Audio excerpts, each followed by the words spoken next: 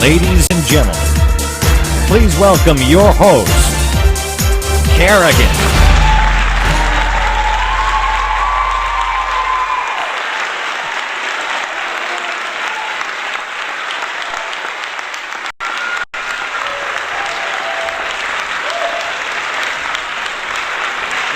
Welcome everyone to Witch Talk. My name is Kerrigan, and today we're going to talk about psychic phenomena, and we have an expert with us.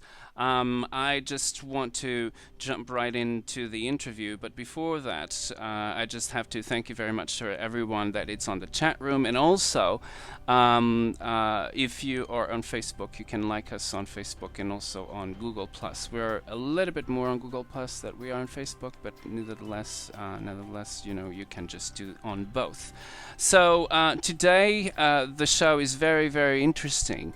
And I'm not going to tell you just quite now what we're going to talk about, because we were going to talk about it, but it's absolutely amazing. We have a book to discuss with our guest today, so I'm going to introduce him right away.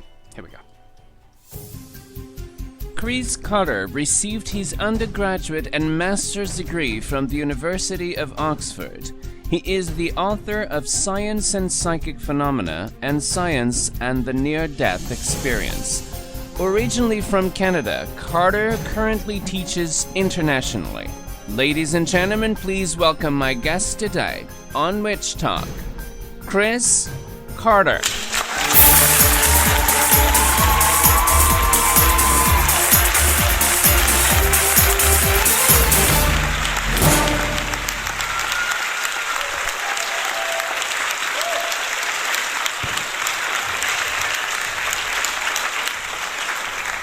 Hello, Chris. Welcome to Witch Talk. It's a pleasure to have you here. How are you? I'm fine, Kerrigan. How are you? I'm very well, thank you. Now, we have your book right here. It's called Science and Psychic Phenomena. It's absolutely one of those things that I think, in my opinion, everyone wants to know, because it's really two pieces or two ingredients that really people think that they really do not go together. Science and psychic phenomena. And you actually wrote a book about it, which is absolutely amazing. But I really wanted to begin the interview by asking you, how did you begin interested in the psychic phenomena or anything that was related to the paranormal or the occult? I've always been interested in controversial issues. Even as a child, in a childish way, of course, I was interested in the controversy over such things as evolution and what have you. And that partly explains why I became educated in philosophy, among other things. With regards to this particular issue, it really grew out of a lengthy debate that I had with a very stubborn and dogmatic skeptic. Frankly, I was shocked by his ignorance and by the crudity of his arguments. But I realized that these beliefs were quite common among a fairly large minority of the educated public. So I decided that a book was needed to examine the evidence without prejudice and to counter these dogmatic beliefs. Now, you were only, it was just controversial issues, nothing else? I mean, do you have an area of among these very controversial issues that you like the most and that you're very passionate about? Originally, I planned to write one huge book, but I found that it was just too big to be published all in one book. No publisher would accept it as it is, and so the book was split into three parts. My single book became a trilogy. Science and Psychic Phenomena, The Fall of the House of Skeptics is the first book in the trilogy. Yes, and then you have the other ones. Now, one of them, do you believe in psychic phenomena? This is one of the questions that I wanted to ask you. Well, I think that a better question would be, with all due respect, is there solid experimental evidence for the existence of psychic phenomena such as telepathy? And so my belief is not based upon faith or even upon personal experiences for that matter. It's really based upon an evaluation of the scientific evidence. And not many people realize this, but the experimental evidence was solid as far back as the 1950s due to the work of people such as Joseph Banks Rhines and many others. And today, the evidence is even better. We have the modern computerized Ganzfeld telepathy experiments, which have provided impressive results with odds against chance of millions to one. And there are a variety of other successful replicated experiments as well. For instance, the biologist Rupert Sheldrake, who wrote the foreword to my book, has done experiments with telephone telepathy in order to test the common claim that people can sometimes tell who's calling them on the phone, even before they answer the phone. Yes. In September 2006, Sheldrake presented a paper on telephone telepathy at the annual festival of the British Association for the Advancement of Science. And the results from his carefully controlled experiments showed that people could, before answering the phone, correctly identify who was calling from a choice of 4 people over 40% of the time, when a success rate of 25% would be expected if chance alone were operating. Wow, that's amazing. Now, what do you think that is happening here? I mean, why do people have these abilities? Is this just a singularity of one or a little bit of our population on Earth, or is this something that it's studied? Where did this come from? I think the evidence indicates that all of us, or most of us, have these abilities to some degree. Like most human abilities, I think it varies among individuals. There's a whole chapter in my book called The Historical Evidence, in which I deal with all the evidence from history, from different cultures, for the existence of these abilities. And, I go all the way back to ancient Greece, and I discuss, the Greek oracles, and I discuss the Zulus and the Australian Aborigines, Abraham Lincoln's dream about his assassination, Winston Churchill's close call during the Second World War. So and you have to also remember that most people, historically, have taken the existence of psychic abilities such as telepathy simply for granted. And this was true. This was true up until the so-called scientific revolution, due to the work of men such as Galileo, Kepler, and Newton. And after, Isaac Newton was a spiritual and religious man. He spent the last half of his life writing books on theology. But the Enlightenment thinkers, such as Voltaire and Diderot and so forth, they had an ideological agenda to promote, which was anti-religious and anti-superstitious.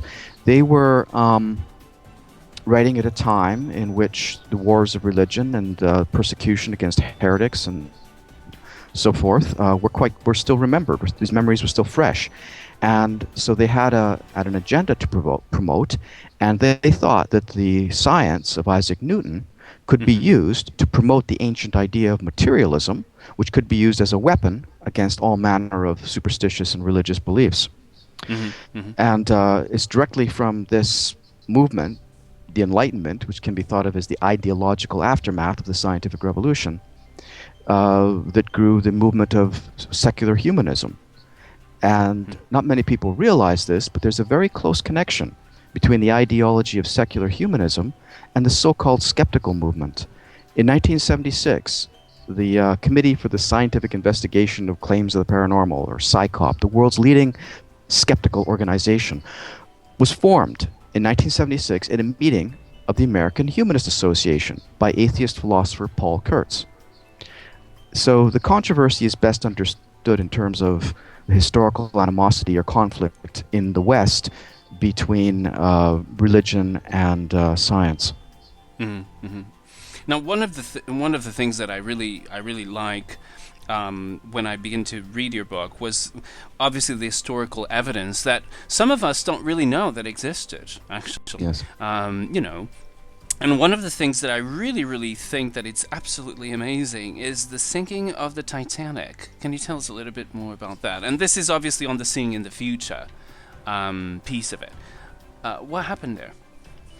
Well, in 1898, long before the Titanic sunk, a novel was published with the name of Futility, and it told the story of a monster ocean liner, the largest ever built, designed to be unsinkable, and carrying only 24 lifeboats, the minimum number required by regulation.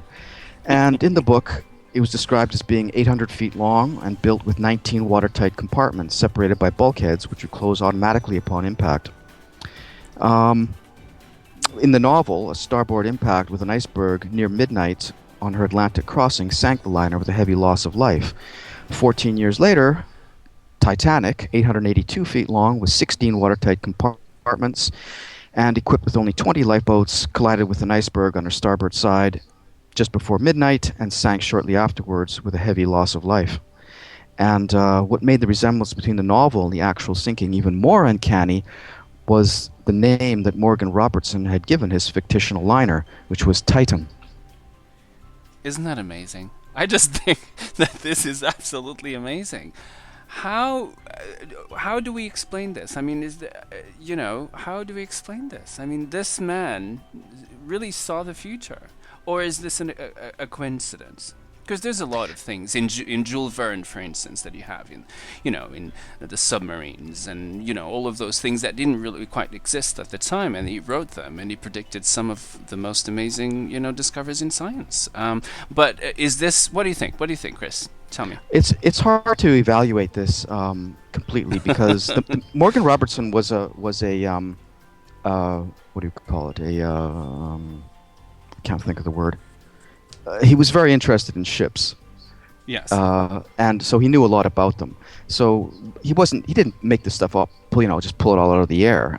He knew roughly what the dimensions of the next generation of ocean liners should be. He knew the minimum, number of lifeboats they should carry, how many people they would be able to carry, and this sort of thing. So he wasn't writing from a position of complete ignorance. This wasn't a guy who knew nothing about boats. Of course, yeah.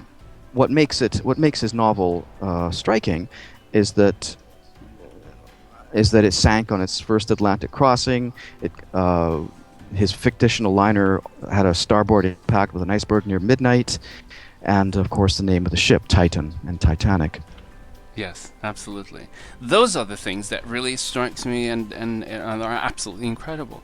Now, you have on this section of your book also a question that I would like to ask you and have you answer it, if you wouldn't mind. Is the future fixed? I deal with that question in my book, actually. Yes, you do. Yes, in the same chapter. Yes. Louisa Rhine, who was the wife of Joseph Banks Rhine, the great parapsychologist,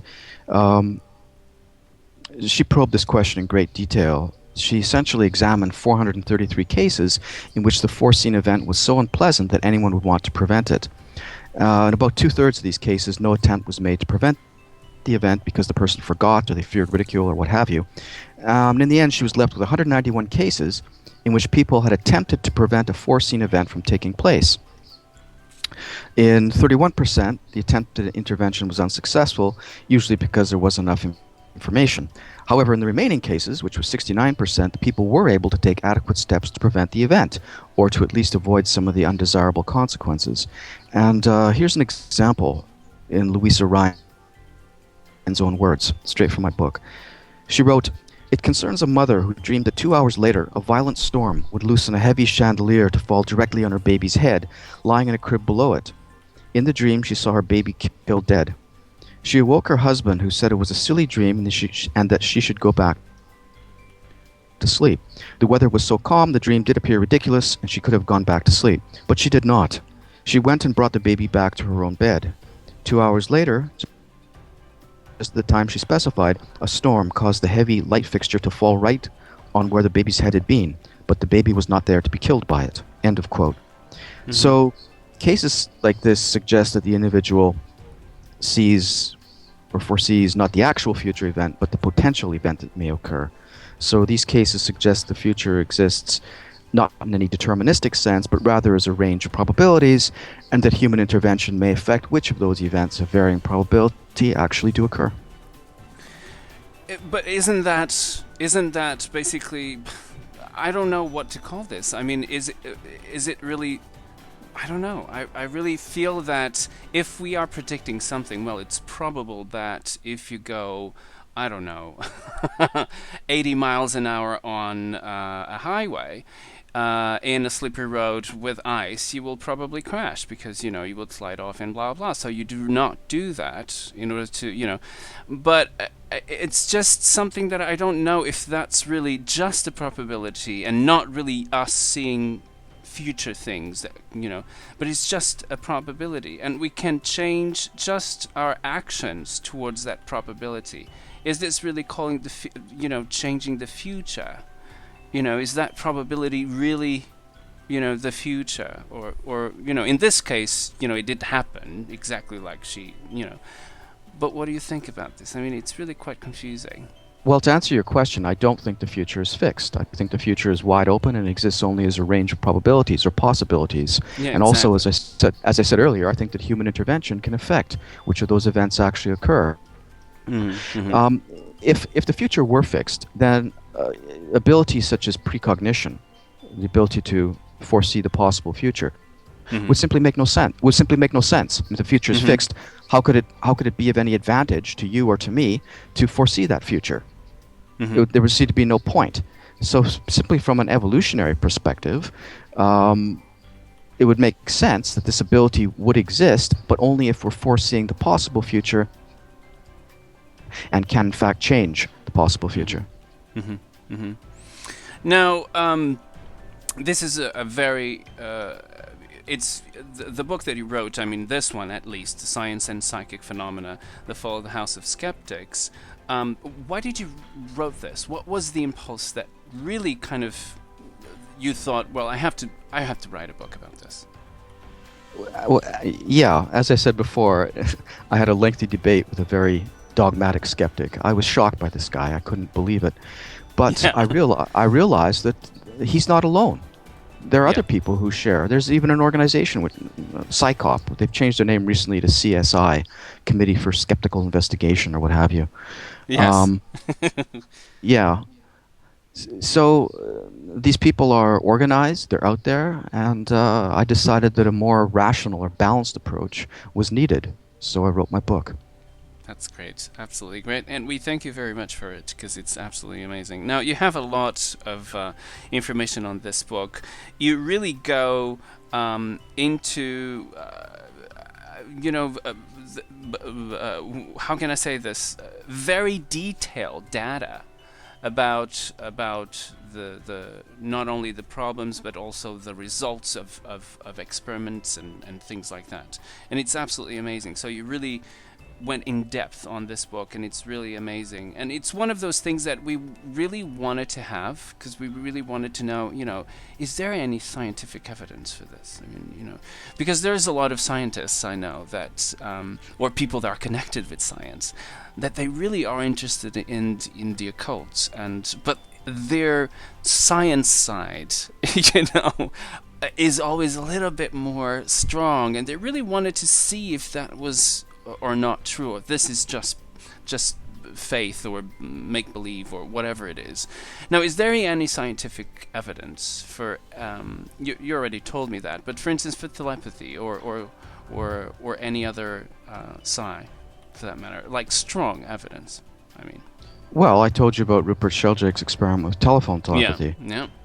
His results by chance should have been 25%, but he actually got results over 40% of the time. So those are statistically significant results. And there's also the Ganzfeld telepathy experiments, which essentially what happens is one person goes into a sealed room. They have halves of ping pong balls placed over their eyes and a red light shone on them. They also wear speakers which play white noise, and this is the Ganzfeld, a German word that means total field. It's a completely undifferentiated perceptual field that the person experiences when they're in that sealed room. A person in another room, meanwhile, has a look at one of 4 pictures which are chosen randomly by a computer and displayed on a screen. The picture could be of who knows? It could be anything, really. An animal, a person, a scene, or whatever. And for 15 minutes, the sender, so-called sender, concentrates on the picture, and the receiver's job is to simply see what they can perceive through the Ganzfeld. At the end of the 15 minutes, the receiver is shown the 4 pictures, and their job is to choose which of the pictures was the one being perceived by the person in the other room. And the long-term success rate is around 33%, when 25% will be expected by chance.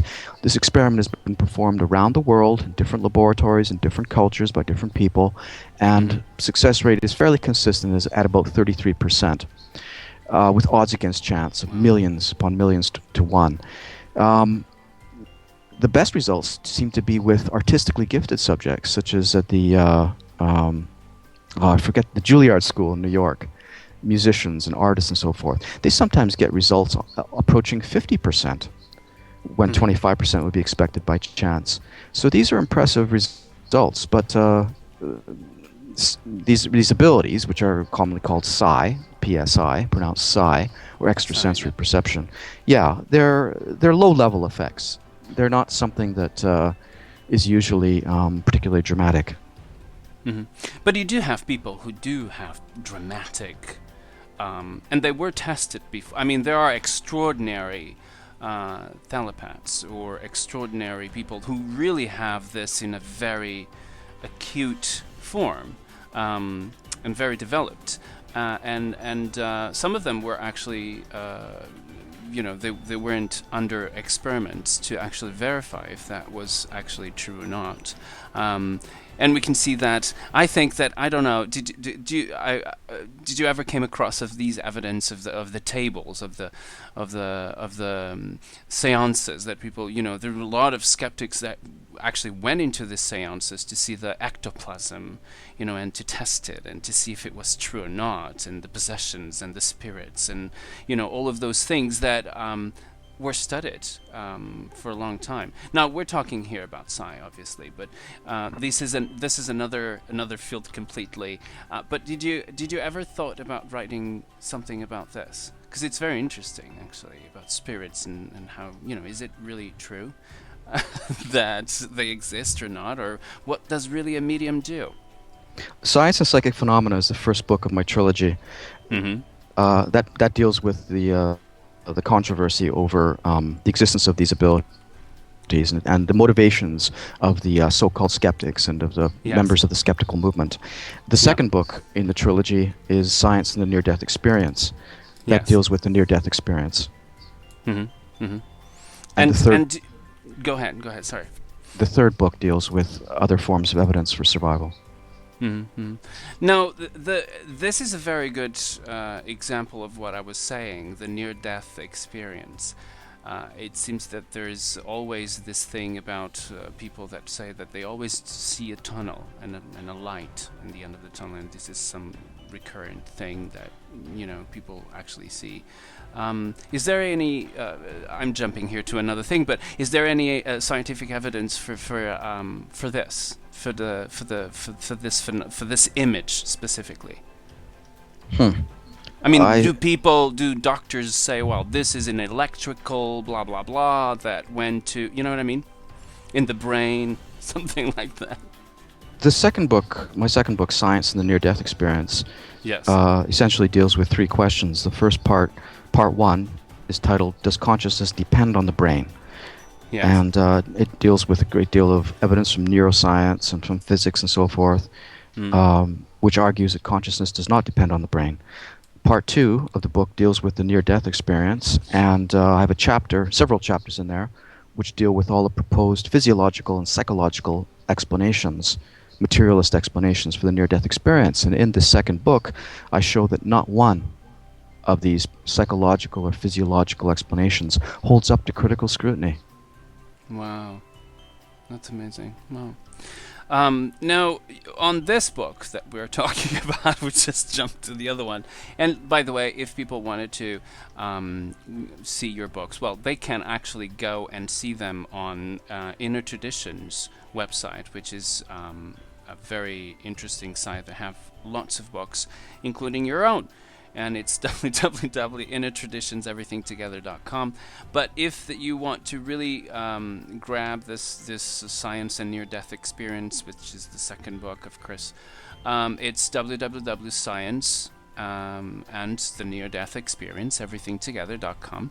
And then you have the other one, Parapsychology and the Skeptics. Well, actually, it's www.scienceandpsychicphenomena.com. www? www.scienceandpsychicphenomena.com. Yes. .com. Scienceandpsychicphenomena.com. Oh, are you sure? Because I'm looking at it. It says science and the near-death-experience.com. That's what I have here. I don't know. Right. But that's my second book. I've got two books. Oh, okay. Yes. All two right. websites. And Two websites, okay. Parapsychology and the Skeptics, right? That's another Well, one. that my first book was originally issued under that title. What happened Okay. was my first publisher went bankrupt, and so my Ooh. book was reissued by a Yes. new publisher under a different name. Okay. For those of your listeners who've read the Yes. first book, the Hmm. second edition with the new title, um, it's about 95% the same. It's a bit of new material. It's mostly the Yeah. same. Yeah. Yeah. Yeah. So then you couldn't change the .com thing. So yeah. All right. So this is where you can actually acquire these books, or directly to Inner Traditions. That's another thing that you can actually do. Is And there any other? Go people can ahead. also go to the website and they can look at the table of contents, they can read They excerpts, can. Yeah. they can read Yeah. endorsements. My books have been endorsed by scientists and physicians and philosophers from around the Isn't world. that amazing? I just love it. I really do. And you have here a lot of things that people can actually read and be, have an idea of what the book is about. Well, the books are absolutely amazing. I mean, at least this first one that I just read this first one, and the first time that I saw it, I wanted. I said, I want Chris on the show because I really wanted to know all about these his research and all of that. So now. One of the things is that the skeptics sometimes they just kind of are really skeptics just for the sake of skeptic. They kind of like pick things, evidence. Oh, that's not blah blah blah because, and then just, it's very random. Do they really do any research, any serious research to prove their point or not? The world's biggest and most influential skeptical organization, Hmm.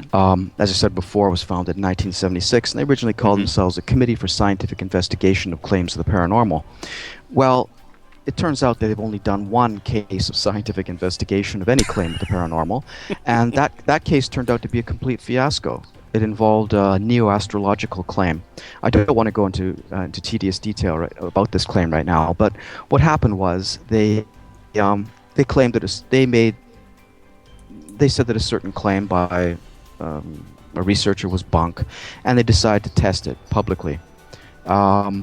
They were mysteriously silent on the issue for 2 years. They finally came out with a statement saying, we disproved the claim, but it actually turned out that their statistical analysis supported the neo-astrological claim.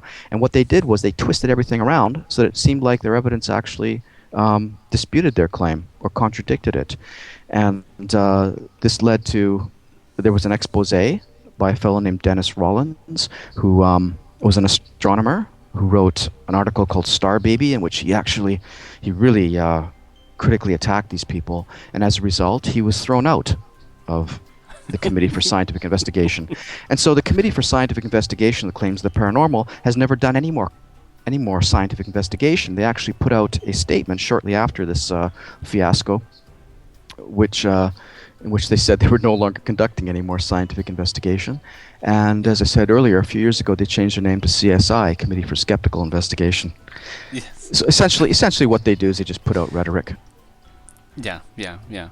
Now, another thing that it's very interesting is that some people say that if these things were true, I mean, if psi was true, and if this really worked, at least for things like lottery or casinos, casinos or the lottery. I mean, these people will win. They will be rich. They can see things. They can actually perceive images or numbers or whatever it is. How would you justify this? I mean, what do you think about this? Yes, so-called skeptics sometimes claim that these abilities are real, then casinos would go broke. But Yes. it's extremely naive. It's an extremely naive claim. The fact of the matter is these abilities are simply not strong enough to overcome the enormous odds in favor of the gambling casinos. For instance, the physicist Nick Herbert has calculated that the odds in favor of the house on even the most favorable games are about 100 times larger than most of the deviations from chance that we observe in the psychokinesis experiments. Mm. So even the most gifted subjects don't even come close to displaying results that would allow them to consistently beat the house. And the other thing is this: even if some forms of psychic ability were strong enough to beat the casinos, it would require a run of months or even years of a consistent success rate. And psi experiments, by contrast, usually limit to 15 to 30 minutes in order to prevent boredom. Yes. And the other thing I remember, too, is that the environment of casinos is designed to be distracting and to prevent people from concentrating and think clearly. There's bright lights, music, scantily clad women, and free alcohol. And this is completely different from the calm laboratories where the experimenters get positive results. Exactly. These results are meant to be, these laboratories are kept quiet and they're meant to be relaxing with few, if any, distractions. And anyone who knows anything at all about replication in science knows that replications of experiments are only considered valid if they are done under conditions that replicate the conditions of the original experiment as closely as possible. They're simply not valid if they're done under conditions that are wildly different. So no parapsychologist in his right mind is going to conduct an experiment in a laboratory with loud music, bright lights, and scantily clad women walking around offering the subjects free alcohol. Why not? Then we would have like a real, what would it be? A real setup, It's a setup to see if we can actually claim this, on the casinos and everything. I'm not sure about the, scattered-clad woman. But anyway, so, I don't know if they would do that. Anyway, the thing is that, do you think that these organizations, the skeptic organizations, which it's very ironic that they call themselves CSI, isn't it? Because of the CSI, the other CSI.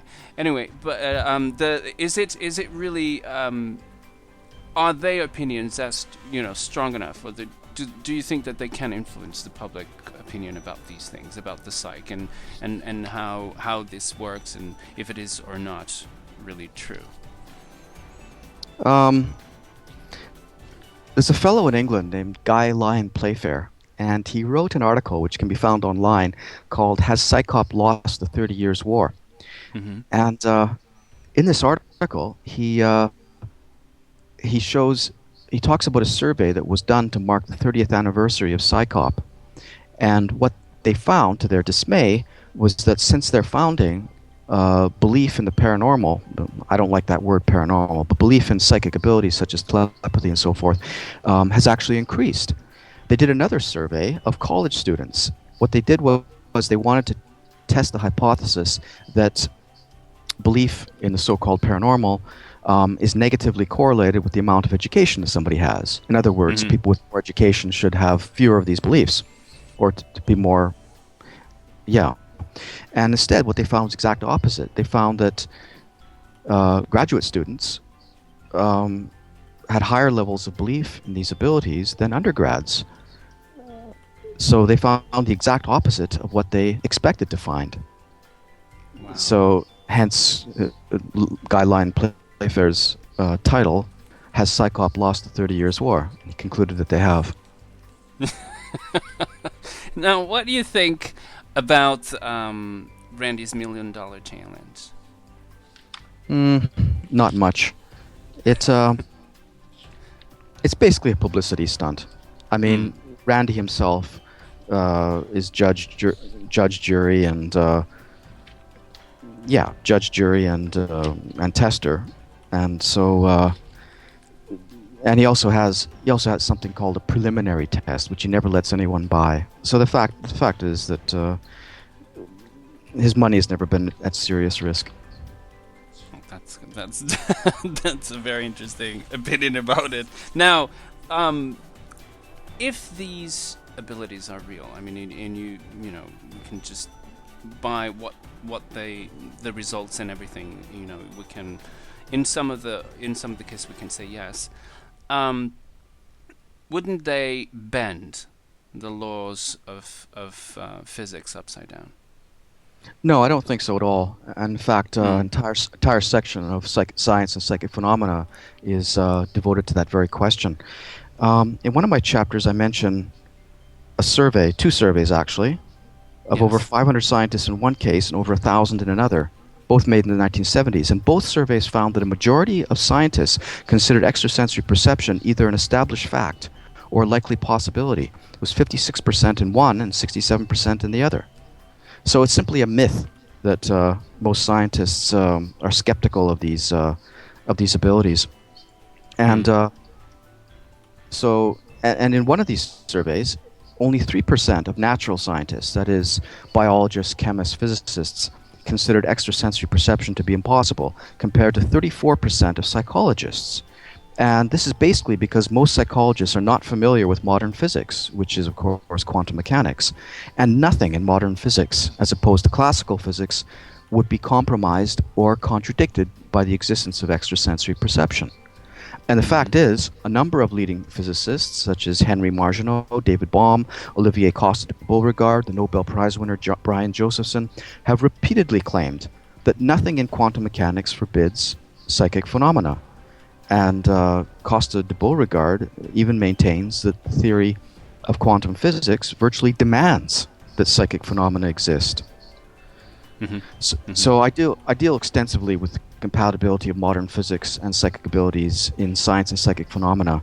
It's basically psychologists who are fond of saying that the existence of telepathy would turn the laws of physics upside down, but they almost never provide specific examples. And on those rare occasions that they do, they invariably invoke the principle of classical physics, which have been known to be fundamentally incorrect for more than three quarters of a century. Very interesting. Now, some people say that extraordinary claims require extraordinary evidence. What do you think about this? I mean, do we really have to give an extraordinary evidence for people to actually, say that this can happen? That's a rule of thumb. That's a rule of thumb which is useful as a guide. But we have to remember that we have no objective guidelines as to what constitutes an extraordinary claim or what counts as extraordinary evidence. As our theories change, what was once considered extraordinary can become quite ordinary. As for instance, has happened with the acceptance of meteorites, continental drift, and quantum mechanics. I mean, meteorites, the idea that rocks could fall from the sky, was ridiculed for centuries by scientists. Continental drift was ridiculed by geologists for decades. But today, I mean, every child in grade 6 takes the existence of meteorites for granted and continental drift for granted. So what was once considered extraordinary has become very ordinary. What makes the claim of the psychic researchers so extraordinary to the skeptics is the supposed inconsistency of psi with all of modern science. And this misconception, probably more than any other factor, explains their continuing refusal to accept the best of the latest evidence as conclusive. And the other thing we have to remember, too, is that the majority of populations say that they have experienced telepathy, especially in connection with telephone calls. So in that sense, then, telepathy is very ordinary. But the claim that most people are deluded about their own experience is extraordinary, and we may ask the skeptics, where's the extraordinary evidence for that? That is true, yeah. Now, what do you think? Is parapsychology a science or a pseudoscience, as the skeptics say? Yeah, well, that's part 3 of Science and Psychic Phenomena. So I have a chapter called The Nature of Science, which deals with Karl Popper's philosophy of science. Then I've got a chapter called The Scientific Status of Parapsychology, in which I argue that, yes, parapsychology most certainly is a science because it proposes theories which are capable of being tested, and then it goes out and designs experiments in order to test these theories. So by all the usual criteria, parapsychology most certainly qualifies as a science. Ladies and gentlemen, this is Chris Carter with his author of many books, but the one that we are really talk about is Science and Psychic Phenomena, the Full of House of Skeptics. Then we have another one, a few others that you can actually get from his website. Are you going to write more books, Chris? I mean, is there any project on the forge right now? The 3rd book in my trilogy comes out in the fall, and it's going to be titled Science and the Afterlife Experience. I really want... Do you want to come again? Because I want Sure. to have you. Absolutely. because we want to know about that. Well, just the afterlife one, it's amazing. But you have one on near-death experience, which is another one. Maybe we should do a show with you with the two books that we can kind of, talk about. And it would be wonderful to have you again. Sure. I'll be glad. Well, thank you very much, Chris, for being on Witch Talk. Don't go anywhere. I will go and talk to you in a minute. I'm just going to close the show, and I will talk to you in a little bit, okay? Thank you very much for being on Witch Talk and really to talk about your books and what you do and your research. Thank you very much. Thank you. Thank you. So that is it. This is the last part of Witch Talk. Thank you very much, everyone in the chat room, for being here and for contributing to the conversation. Next week, we will be back again with more Witch Talk. Until then, have a wonderful